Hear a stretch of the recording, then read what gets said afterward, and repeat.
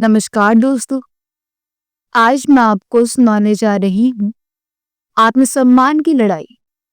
राखी जैसे ही फोन बंद करके मुड़ी तो एकदम से सामने पति समीर को देखकर डर गई और फिर चिल्लाकर बोली, हे भगवान, पता भी तुम्हें कि मैं डर जाती हूँ। आते हो तो कोई खटका ही कर दिया करो ताकि मेरे दिमाग को पता हो कि तुम आसपास हो। और वैसे एक बात बताओ, तुम तो सैर करने गए थे ना, फिर वापस क्यों आ गए? पत्नी की एक साथ बक बक सुनकर समीर को भी ताव आ गया। वह बोला, शौक नहीं है मुझे तुम्हारा लेक्चर सुनने का। फोन भूल गया था, वही लेने आया हूं। और निकल ही रहा था कि तुम्हारी बातों ने मेरे कदमों को रोक लिया। पर देखो राखी, तुम जो अपनी बेटी को पट्टी पढ़ा रही हो ना, वो बिल्कुल ठीक नहीं है। पहले तुम बड़ी बेटी काजल के पीछे पड़ी रहती थी, कहती थी अपने पति से काम करवाया कर, बच्चों की जिम्मेदारी उस पर डाल, उसे जरूरत नहीं अपनी सारी सैलरी देने की, वगैरह वगैरह। तुम्हारी इन हरकतों की वजह से टूटते टूटते बचा उसका घर। दामाद जी तो छोड़ ही गए थे उसे यहाँ कि बेटी भी रखो और उसकी सैलरी भी रखो।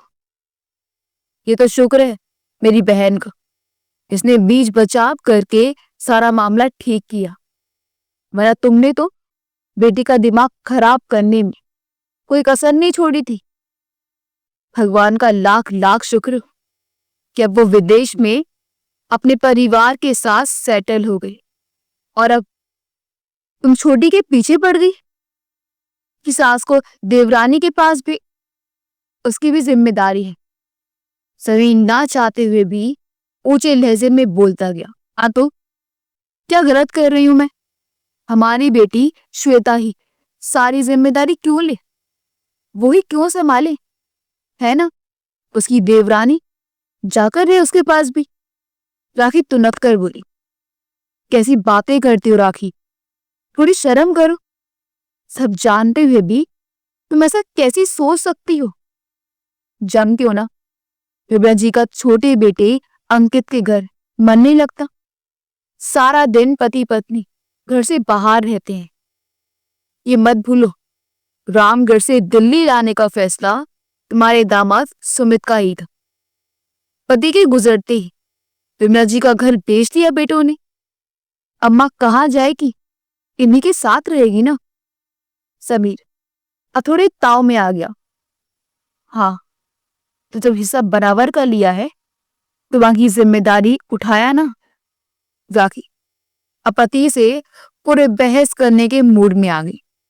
पता नहीं श्वेता क्यों तुम्हें ये सब कुछ बताती है। देखो, ये उनका पारिवारिक मामला है, तुम बेटी के दिमाग में गलत बातें मत भरो। माँ है वो, उनकी इज्जत करनी सिखाओ उसे। अगर ऐसा नहीं कर सकती तो भगवान के लिए चुप रहो। तुम घर तोड़ने में सास का रिश्ता तो यूं ही बदनाम है। तुम जैसी माए भी कम जिम्मेदार नहीं होती। दूर रहो इन सबसे। समीर ने दोनों हाथ जोड़कर गुस्से में पत्नी की ओर देखकर कहा। पति की ओर जब राखी ने गुस्से से देखा तो वह मन सोचने लगी, मैं भी इसे सिखा रहा हूं। सिर को हिलाते हुए अपना फोन लेकर बाहर निकल गया। श्वेता समीर और राखी की दूसरी संतान थी, जिसकी 10 साल पहले दिल्ली में कार्यरत सॉफ्टवेयर इंजीनियर सुमित के साथ शादी हुई। सुमित के माता पिता राजस्थान के रामगढ़ शहर में रहते थे। सुमित अपनी पत्नी, 7 साल की बेटी और 5 साल के बेटे के साथ दिल्ली में एक किराए के मकान में रहता था। कभी कभार माता पिता से मिलने रामगढ़ चले जाते थे। सब सही चल रहा था। श्वेता पढ़ी लिखी थी, लेकिन घर पर ही थी। घर की देख रेख और बच्चों की अच्छी परवरिश के लिए श्वेता ने नौकरी ना करने का फैसला लिया। एक कमाई से थोड़ा हाथ खींच कर चलाना पड़ता था। लेकिन फिर भी सब ठीक चल रहा था। सुमित के छोटे भाई अंकित का विवाह 4 साल पहले हुआ था। दोनों पति पत्नी अलग अलग अस्पताल में बतौर नर्स काम करते थे दिल्ली में। थे उनकी आर्थिक स्थिति के अनुकूल नहीं था, इसलिए दिल्ली से बाहर अपने लिए नौकरी तलाश रहे थे। एक कमरे के छोटे से फ्लैट में अपनी बसर कर रहे थे। दोनों भाइयों की जिंदगी की गाड़ी खींच रही थी कि अचानक से 2 साल पहले पिता के दिल के दौरे से मृत्यु ने उनकी जिंदगी में एक नया अध्याय शुरू कर दिया। सुमित परिवार का बड़ा बेटा था। शुरू में अपनी मां विमला जी को हर महीने देखने जाता रहा, लेकिन वापस आने के बाद वो कई दिनों तक मां की चिंता में ही खोया रहता। भले ही उसके चाचा का परिवार भी उसी शहर में था, लेकिन घर में तो उसकी मां अकेली ही थी। गुजर बसर के लिए पापा की पेंशन थी और छोटा सा अपना खुद का घर था। मां ज्यादा पढ़ी लिखी नहीं थी, इसलिए छोटी छोटी बातों से बहुत जल्दी घबरा जाती थी। हर बात के लिए सुमित को फोन करती।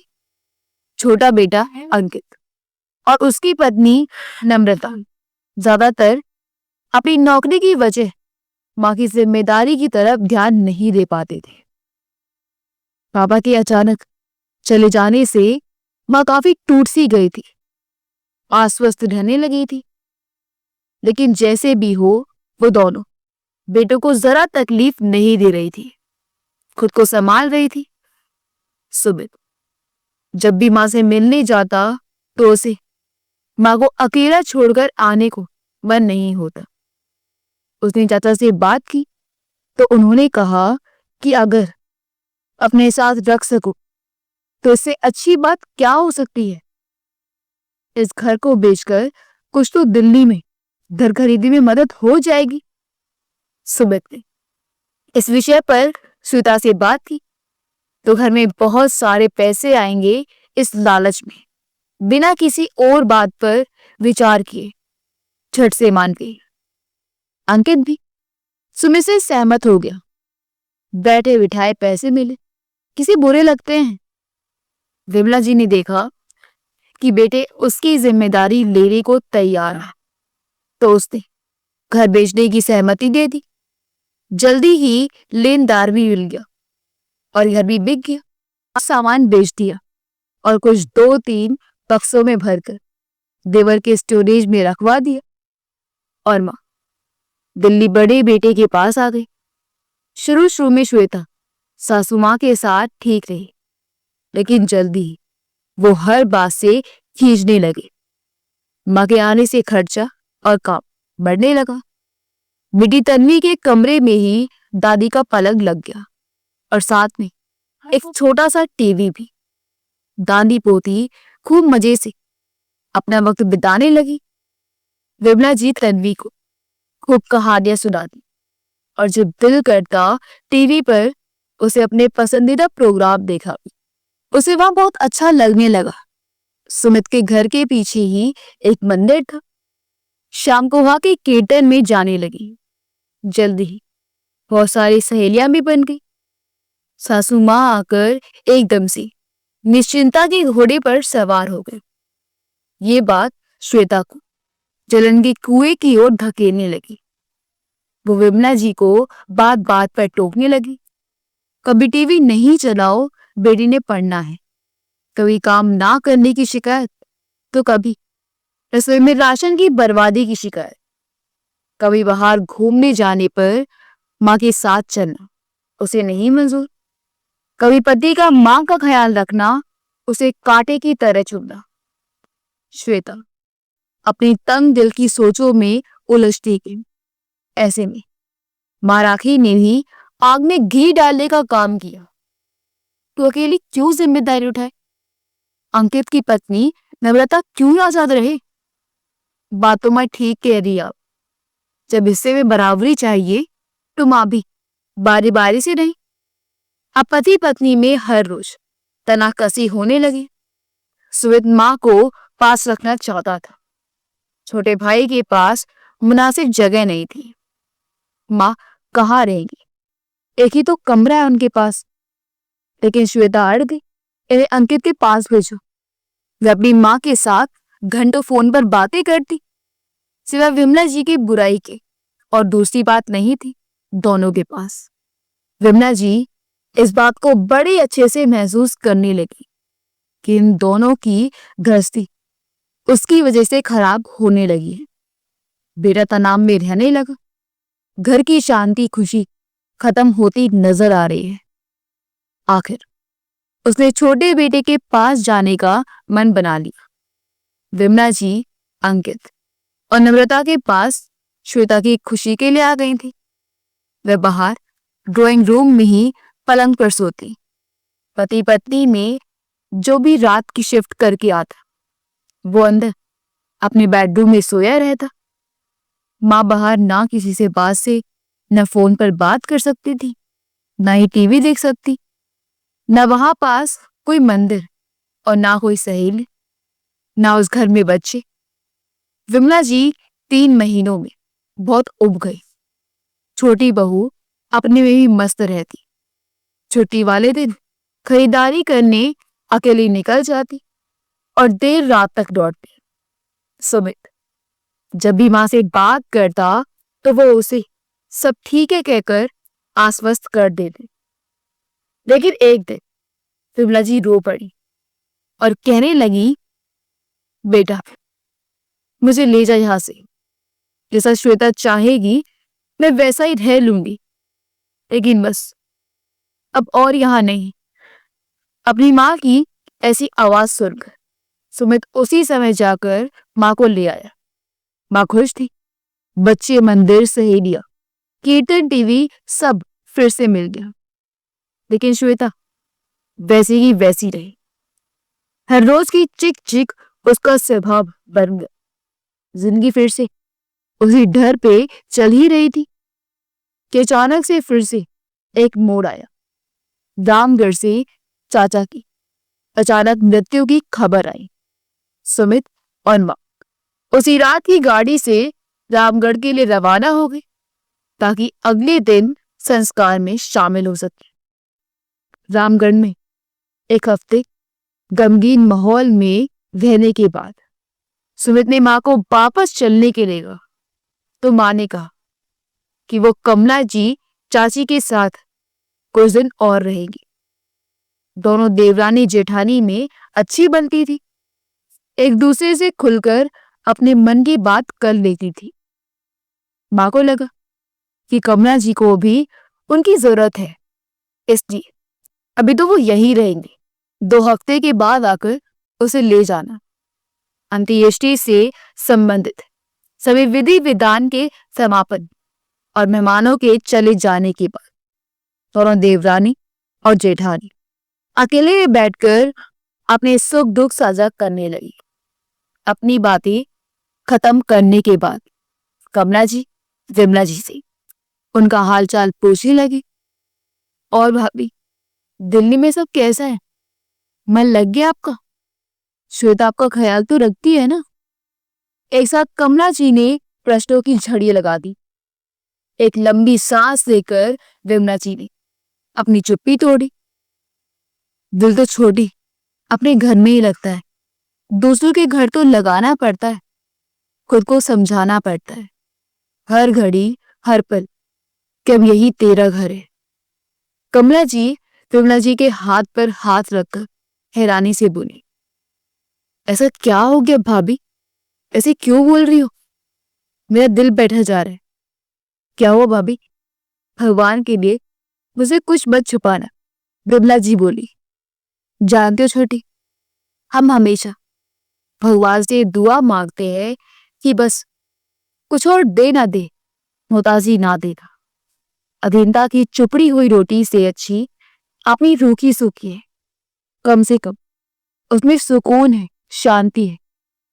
हर रोज आसपास किसी कहानियों में सुनते हैं कि इंसान को अपने जीते जी अपना प्रभुत्व निजता तब तक दूसरों के हाथ में नहीं देना चाहिए जब तक अपनी हिम्मत और विश्वास जवाब ना दे जाए।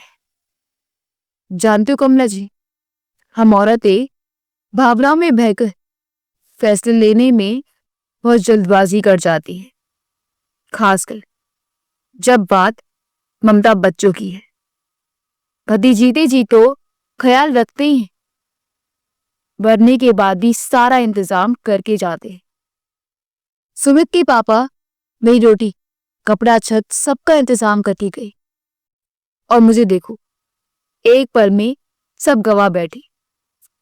सोचा बेटे खुद आगे बढ़कर जिम्मेदारी उठा रहे, तो मैं किस बात की रोक लगाऊं?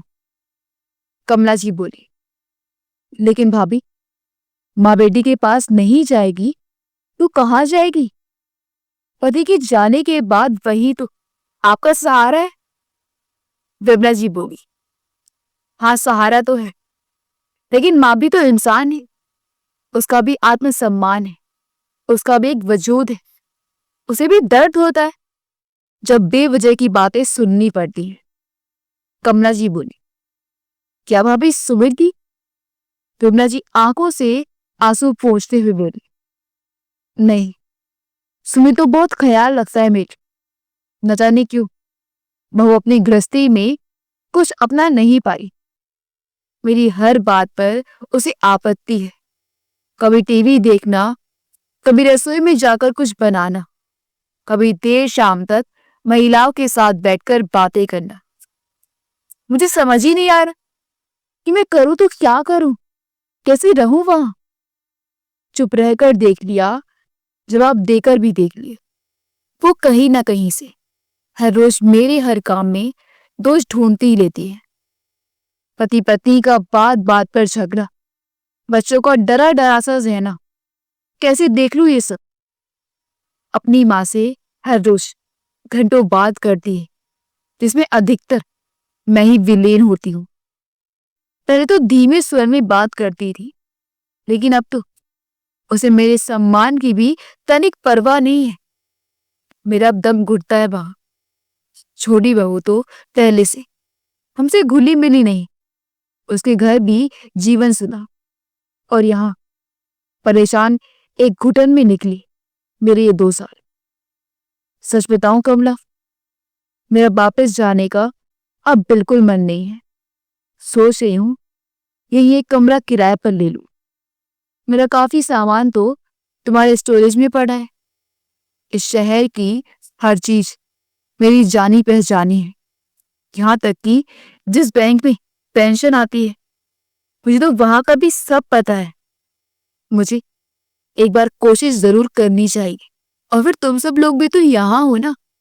कमला जी बोली, लेकिन भाभी, सुमित क्या सोचेगा? विमला जी बोली, वो मैं नहीं जानती, उसे समझना होगा। कि तुम्हारी नजर में है कोई ऐसी जगह?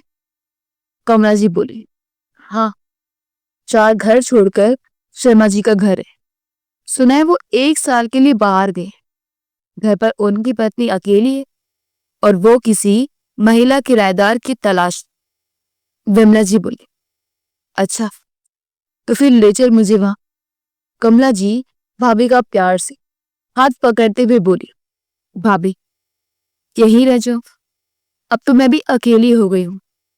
विमला जी उसके चेहरे को प्यार से सहलाते हुए बोली, तेरा दिल बहुत बड़ा है और उस पे मेरे लिए प्यार भी बहुत है, और मैं उस प्यार को खोना नहीं चाहती। यह भी बहू बेटों वाला घर है, मुझे फिर से कोई कहानी नहीं चाहिए, तो मुझे बस बाहर ले जा। कमला जी बोली, ठीक है दीदी, कल चलेंगे, बहुत बड़ा फैसला है, रात भर अच्छे से सोच लो। अगले दिन दोनों जाकर किराए के कमरे का फैसला कर आए। मकान मालकिन अलका जी विमला जी की हम उम्र थी, उन्हें एक साथ मिल गया। उसने विमला जी को हर सुविधा देने का आश्वासन दिया। उसी दिन विमला जी ने वहां अपना एक छोटा सा घर बना लिया। 2 हफ्ते के बाद सुमित माँ को लेने आए। वो चाची के यहाँ चाय पीते पीते माँ को ही ढूंढता रहा। थोड़ी देर बाद चाची ने कहा, चल जो तेरी माँ के पास ले चलती हूँ। वो सुनकर हैरान हुआ कि माँ कहाँ चली गई। सुमित ने जैसे ही माँ का नया ठिकाना देखा तो उसके पैरों के नीचे की जमीन निकल गई। माँ ने बिना बताए इतना बड़ा फैसला ले लिया। वो हैरान था, साथ में थोड़ा शर्मिंदा भी। उसकी आंखों के कौर गीली हो गए। बेटे को असमंजस की हालत में देखकर विमला जी उसे गले लगाते हुए कहने लगी, मुझे यहाँ रहकर देखने दे, शायद इस फैसले में ही कोई अच्छाई छुपी हो। मैं नहीं चाहती बेटा, मेरी वजह से तेरा घर, बच्चों का बचपन और तुम पति पत्नी का रिश्ता खराब हो। तेरे बच्चे माता पिता के झगड़े देखकर नहीं, प्यार देखकर बड़े और अच्छे संस्कार और एक सुंदर स्वस्थ जीवन मिले। बस यही चाहती हूं मैं। तो मेरी चिंता नहीं कर, बेफिक्र होकर जा। कुछ परेशानी होगी तो तुझे बुला लूंगी मैं। सुमित अपनी सारी कोशिशों में नाकाम होने के बाद अकेला वापस दिल्ली आ गया। घर में सुमित को अकेला देखकर श्वेता बिना एक पल रुके झट से बोली, माँ कहाँ है? सुमित ने उसकी तरफ देखा और बिना बताए कि फ्रेश होने चला गया। श्वेता ने उस 10 मिनट में घंटों जैसी बेचैनी महसूस की। पति के बाहर आते ही फिर से वही सवाल, माँ अब नहीं आएंगे हमारे घर? उसने वही किराए का घर ले लिया है। सुमित के ये शब्द सुनकर श्वेता को लगा जैसे किसी ने कान में गरम सीसा डाल दिया। पैर उसके जमीन पर गड़ गए। उसे लगा जैसे किसी ने उसके अहंकार तेवर को खींचकर तमाचा मारा। उसे चक्कर सा आने लगा। साथ पड़ी मेज का सहारा लेकर कुर्सी पर बैठ गई, लेकिन फिर थोड़ा संभल कर बोली, लेकिन क्यों? सुमित ने उसकी ओर देखकर कहा, ये तुम पूछती हो जिसने ये सारी स्थिति पैदा की है? श्वेता का चेहरा एकदम से फीका पड़ गया। खबर के हिसाब से उसे खुश होना चाहिए था, लेकिन वो खुद हैरान थी अपनी हालत पर। इस खबर ने उसके मन को एक जोर का झटका दिया था। जिंदगी फिर से वैसी हो गई जैसी माँ के आने से पहले थी। हम दो, हमारे दो, और कोई नहीं। खाना पीना घूमना सब हो रहा था। सुमित घर आता, बच्चों के साथ समय बिताता तो श्वेता कहती वैसा करता, लेकिन उसे एक भी ऊंची आवाज में बात करने का कारण नहीं देता। सुमित एकदम से बदल गया, शांत, चुपचाप और उदास सा रहने लगा। श्वेता पति की उदासी को साफ महसूस कर रही थी। सबके घर से जाने के बाद वो बहुत देर अकेली बैठी विचारती है थी, माँ के साथ ऐसा मैंने क्यों किया?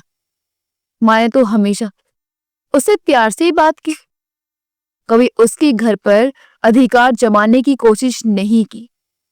कभी वो पति पत्नी के बीच नहीं आई। वो आकर घंटों माँ की पलंग पर बैठी रहती। अब घर में हर रोज आरती नहीं होती थी। अब तन्वी को कोई कहानी नहीं सुनाता था। नीचे पार्क में बैठी आंटियों में अब माँ नजर नहीं आती थी। वो अकेले में हर चीज में माँ को ढूंढती रहती। उसने कभी नहीं सोचा था कि वो माँ की इतनी आदी हो चुकी है। उसे धीरे धीरे घर माँ के बिना सोना भी लगने लगा। अपने अंदर मचे इस बवाल को वो खुद अपना नहीं पा रही थी, इसलिए पति से क्या बात करती, अब अपनी माँ से भी कम ही बात करती और सास की बुराई करने की सब दीवारें ढह चुकी थी। मन के 100 विचारों ने मिलकर उसके दिल को एक प्रेम और सम्मान की राह दिखाई। घर में बड़े बूढ़ों की अहमियत का अर्थ समझाए, आंखों को नम करना सिखलाए, वाणी को मिठास का एहसास करवाए। 6 महीने हो चुके थे माँ को अकेले रहते। तभी एक दिन सुमित को रामगढ़ से अपने एक दोस्त की शादी का निमंत्रण आया। उसने श्वेता को बताया कि वो 4 दिनों के लिए जा रहा है, कुछ समय माँ के साथ बिताएगा। तभी श्वेता ने पूछा, क्या निमंत्रण आपके अकेले का है? हम सबको नहीं बुलाया आपके दोस्त ने? अरे नहीं, उसने तो सह परिवार बुलाया है, यहाँ तक कि माँ को भी बुलाया है। मुझे लगा कि शायद तुम। अच्छा तो ठीक है, फिर सब चलते हैं और अपनी गाड़ी लेकर चलते हैं और माँ को भी सरप्राइज देते हैं। सुमित की आवाज में अचानक से खुशी का जोश आ गया। रात ढलने से पहले सब माँ की आवाज पर पहुंच गए। सबको सामने खड़े देख विमला जी अपनी खुशी संभाल नहीं पा रही थी। बच्चे दादी से मिलकर बहुत खुश हुए। सुमित ने रास्ते से ही खाना पैक करवा लिया था। सबने मिलकर खाना खाया। श्वेता माँ के कमरे को बड़े गौर से देख रही थी, जिसमें घर जैसी कोई बात नहीं थी। एक अजीब सी खामोशी थी वहां पर। कमरे में गिनती की 4 चीजें थी। सहूलियत, आराम की कोई वस्तु नहीं थी। उसको वो कमरा अपनी बेवकूफियों की सजा के रूप में नजर आया।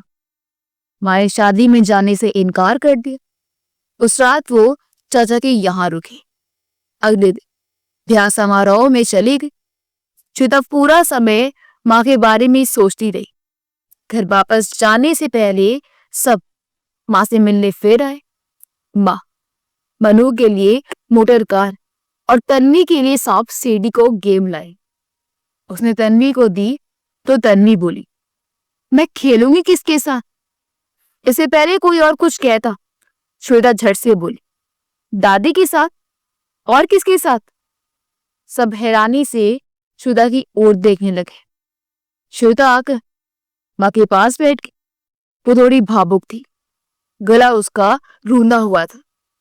माँ के हाथ को पकड़कर कहने लगी, मैं यहाँ शादी अटेंड करने नहीं, आपको लेने आई हूँ। मुझे वक्त पहले से आ जाना चाहिए था, लेकिन नहीं आ पाई। खुद से ही जूझती रही। सोचती थी आपके चले जाने से हमारी जिंदगी बहुत खुशगवार होगी, लेकिन ऐसा कुछ नहीं हुआ माँ। सच तो ये है कि मैं और सुमित ज्यादा उदास रहने लगे। अब श्वेता की आंखों से आंसू भी झरने लगे। हर रोज मैंने अपने मन को समझाया और हर रोज मेरे मन ने मुझे धिक्कारा। मुझे अपनी गलती साफ दिखाई देने लगी थी। मेरे अंतरिम से बस यही आवाज है कि माँ बस वापस आ जाए। मैं आपको साथ लिए बिना वापस नहीं जाऊंगी कहीं भी। माँ और सुमित बहुत हैरानी से श्वेता की ओर देख रहे थे। इससे पहले वो कुछ कह पाते, आंगन में बैठी अलका जी, जो ना चाहते हुए भी इस वार्तालाप का हिस्सा बन चुकी थी, वहां आ गई और विमला जी के पास बैठकर कहने लगी, आपकी बहू सही कह रही है, आपको वापस चले जाना चाहिए। बेटे तो अपने हैं ही, लेकिन जब वह बहू दिल से ससुराल के रिश्तों अपनाती है तो ये पूरे घर के लिए बहुत शुभ संकेत होता है। आज आपकी बहू के दिल पर जो मंदिर के द्वार खुले हैं, उसके साथ साथ आप भी इसमें प्रवेश कर जाइए। खुशी ईश्वर के रूप में आई है आपके घर। मुस्कुराकर उसका स्वागत कीजिए। बाकी घर की चिंता मत कीजिए। मैं आपकी देवरानी के यहाँ सामान पहुंचा दूंगी आपका। वैसे 1 महीने तक ये घर आपका है और मुझे पूरा भरोसा है कि अगले महीने आपको किराया देने की जरूरत नहीं पड़ेगी। चलो बेटा, माँ का सामान बंधवाने में मदद करो। मैं आपके लिए चाय बनाकर लाती हूँ। विमला जी मन ही मन मुस्कुरा रही थी। बहू की ममता और प्यार ने आंखें सजल कर दी थी। दोनों पति पत्नी जल्दी से पैकिंग करने लगे। बीच बीच में सुमित पत्नी की तरफ प्यार से देखने लगा। आज आज उसको श्वेता में अपनी एक संपूर्ण अर्धांगिनी नजर आ रही थी, जो बिगाड़ना नहीं संवारना भी जानती थी, जो टूटे मायूस दिलों को घर को जोड़ना जानती थी, जो फिर से उसी आत्मग्लानि की पीड़ा से बचाना जानती थी। आज उसे श्वेता का पति होने का गर्व महसूस हो रहा था। इस अर्धांगिनी की सदा से उसके मन में तस्वीर थी, आज उसमें उसे पूर्ण रूप से मिल गई थी। अगर आपको हमारी कहानी अच्छी लगी हो तो हमारे वीडियो को लाइक करें, शेयर करें और हमारे चैनल योगीवर्स को सब्सक्राइब कर दें। मिलते अगली वीडियो में। आपका बहुत बहुत धन्यवाद।